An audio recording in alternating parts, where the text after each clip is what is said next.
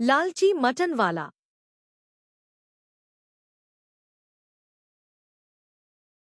यह कहानी एक छोटे से गांव की है, जहां की सुबह बहुत प्यारी और सुंदर होती थी। आसमान में हल्की लालिमा छाई रहती थी, खेतों में ओस की बूंदें चमकती थी और हवा में ताजगी होती थी। गांव के लोग बहुत शांत स्वभाव के थे और एक दूसरे की मदद करने में हमेशा आगे रहते थे। वहीं गांव में एक मटन वाला था, जो बहुत लालची था। एक दिन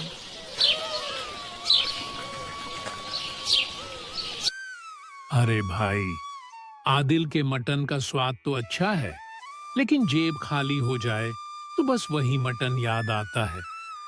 हाँ हाँ, ऊपर से वो आदिल मियाँ तोलते वक्त भी आंखों से तोलते हैं, तराजू से नहीं। असल में आदिल मियाँ थोड़े नहीं बल्कि बहुत लालची थे। उनके लिए सबसे बड़ा भगवान था पैसा। आदिल का लालच आदिल की दुकान पर रोज सुबह से ही हलचल शुरू हो जाती। गांव के लोग सब्जी लेने आते तो सामने से मटन की खुशबू उन्हें खींच ले जाती। अरे बेटा, सब्जी लाने आई थी, मगर ये मटन की खुशबू तो मुझे रोक रही है। काकी, ले जाइए ना, आज तो खास मसाले डाले हैं।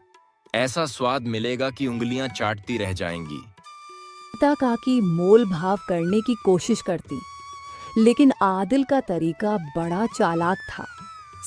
मियाँ, जरा कम दाम में दे दो, घर में तो बच्चे भी हैं। काकी, ये कोई साधारण मटन नहीं है, ये तो खास शहर से लाया गया है। आप जैसी पुरानी ग्राहक के लिए थोड़ा कम कर सकता हूँ, मगर घाटा मैं नहीं सह सकता। धीरे धीरे गांव वालों को समझ आने लगा कि आदिल हर बार कोई न कोई नया बहाना बनाकर दाम बढ़ाता है। आदिल की लालच की कई कहानियां मशहूर थीं।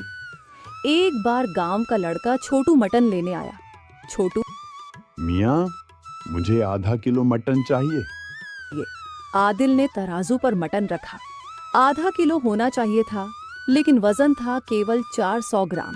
अरे मियाँ, ये आधा किलो कहाँ से हुआ? ये तो कम है।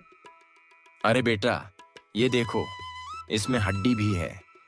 हड्डी को भी वजन में गिनो ना, असली स्वाद तो हड्डी में होता है। गांव वाले हंसते हंसते लौटपोट हो गए, लेकिन छोटू का चेहरा उतर गया। धीरे धीरे गांव में आदिल के लालच की बातें फैलने लगी। भाई, ये मटन वाला तो हर दिन नया खेल करता है। हाँ, मैंने तो कल देखा, उसने आधे किलो के दाम पर 300 ग्राम दिया। मुझे तो लगता है ये कभी न कभी बड़ी मुसीबत में फंसेगा। लालच का फल अच्छा नहीं होता। गांव में एक बुजुर्ग रहते थे, राम काका। उनका चेहरा झुर्रियों से भरा था, लेकिन आंखों में गहरी चमक थी। गांव वाले उनकी बातों को बहुत मानते थे। बच्चों, सुन लो मेरी बात। लालच का अंत हमेशा बुरा ही होता है। आदमी जितना लालच करेगा, उतना ही मुश्किल में फंसेगा। लेकिन आदिल को इन बातों की परवाह कहाँ थी। एक दिन आदिल ने सोचा, गांव वाले हर बार मोल भाव करते हैं, क्यों ना ऐसा तरीका निकालूं कि मुझे ज्यादा फायदा हो और किसी को पता भी न चले। उसने मटन में ज्यादा हड्डियां और चर्बी मिलाना शुरू कर दिया। अब जो भी मटन खरीदने आता, उसे लगता कि बर्तन भारी है, लेकिन असल में उसमें मांस कम और हड्डियां ज्यादा होती। अरे मियाँ, ये मटन तो कल से ज्यादा दिख रहा है। आदिल चालाकी से हंसते हुए, हाँ बीबी, आज तो बकरा मोटा था, देखो कितना बढ़िया माल है। रीना घर गई और पकाते समय देखा कि मटन आधा भी नहीं बचा, बाकी सब हड्डी और चर्बी। गांव के बच्चे आदिल से खूब मजाक करते। अरे चलो चलो, आज देखते हैं मटन वाला क्या नया जादू करता है। एक बार छोटू और उसके दोस्तों ने दुकान के बाहर चुपके से देखा। आदिल हड्डियां तोल रहा था और उनमें थोड़ा सा मांस छिपाकर रख रहा था। हाँ हाँ हाँ, ये तो हड्डियों का व्यापारी है। मटन कहाँ है इसमें? धीरे धीरे गांव के बच्चे उसे हड्डी वाला कहकर चिढ़ाने लगे।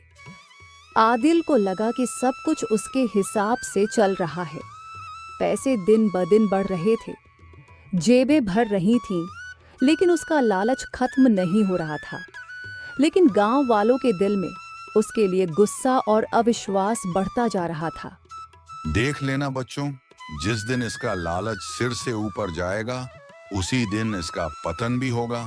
लालची आदमी कभी चैन से नहीं जी सकता। आदिल ने इन सब बातों पर हंसकर कहा, अरे ये सब जलते हैं मुझसे। मेरा धंधा चमक रहा है, इसलिए सब बुरा चाहते हैं।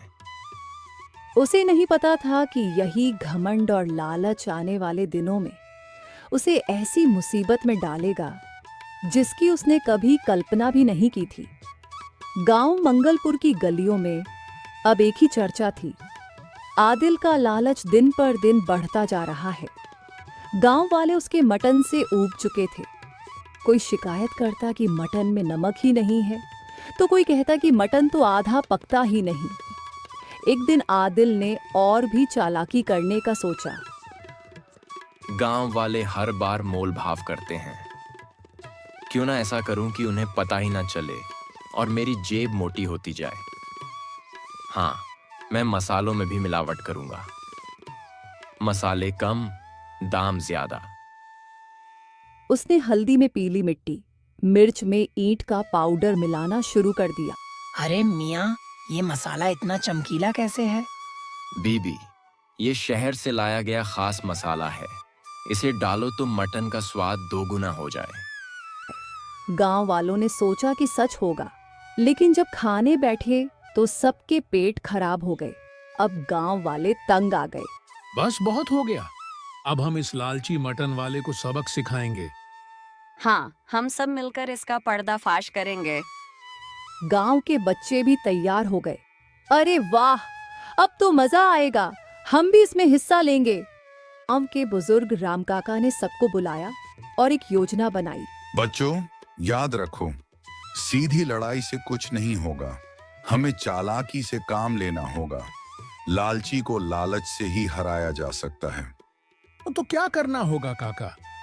बस देखो, कल जब आदिल दुकान खोलेगा तो हम सब उसका खेल खुद उसके सामने खोलेंगे। अगले दिन सुबह सुबह गांव वाले आदिल की दुकान पर पहुंचे। मियाँ, आज हमें सबसे बढ़िया मटन चाहिए, चाहे जितना दाम लो। आदिल की आंखें चमक उठी। वाह, आज तो मेरी बल्ले बल्ले हो जाएगी। उसने सबसे भारी बर्तन निकाला और उसमें आधा हड्डी और आधा चर्बी डालकर मटन का नाम दे दिया। अरे वाह, ये तो बहुत बढ़िया लग रहा है। गांव वालों ने खूब तारीफ की और फिर अचानक राम काका ने जोर से आवाज लगाई। रुको, ये मटन है या धोखा? आओ बच्चों, सब देखो। बच्चों ने मिलकर बर्तन पलट दिया। उसमें से आधी हड्डियां गिर पड़ी। हाँ हाँ हाँ, देखा, यही है आदिल का मटन, हड्डियों का ढेर। गांव वाले हंसने लगे, कुछ लोग गुस्से से चिल्लाने लगे। हमसे इतने दिन से धोखा कर रहा था। गांव वालों ने तुरंत पंचायत बुलाई। पंचायत चौपाल पर सब इकट्ठा हुए। आदिल, तूने गांव के लोगों को धोखा दिया है। तूने लालच में आकर उनका भरोसा तोड़ा है। अब फैसला होगा। आदिल डर गया। माफ कर दो मियाँ, मुझसे गलती हो गई। मैं लालच में अंधा हो गया था।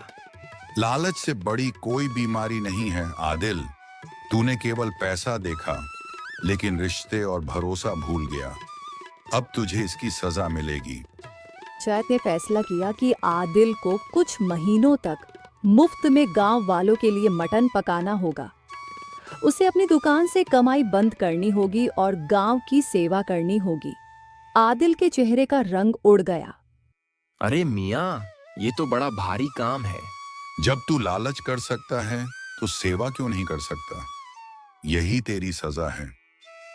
आदिल मजबूर होकर मान गया। धीरे धीरे आदिल ने महसूस किया कि लोगों के लिए ईमानदारी से काम करना भी खुशी देता है। गांव वाले अब फिर से उस पर भरोसा करने लगे। देखो, आजकल का मटन सच में अच्छा होता है, स्वाद भी है और ईमानदारी भी। हाँ, अब आदिल बदल गया है। आदिल भी अब लालच छोड़ चुका था। उसने समझ लिया था कि लालच से जेब तो भर सकती है, लेकिन दिल खाली हो जाता है।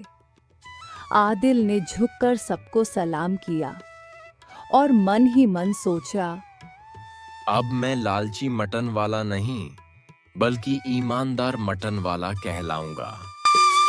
लालच कभी अच्छा नहीं होता। पैसे के लिए गलत काम करने से खुद भी नुकसान होता है और दूसरों को भी तकलीफ होती है। हमें हमेशा सही और ईमानदार रास्ता अपनाना चाहिए। जो दूसरों का भला सोचता है वही असली अच्छा इंसान होता है। इसलिए लालच छोड़कर अच्छे काम करने की आदत डालें। बच्चों, अगर आपको हमारी कहानी पसंद आई हो तो कहानी को लाइक करें, अपने दोस्तों के साथ शेयर करें और सब्सक्राइब करना बिल्कुल ना भूलें। धन्यवाद।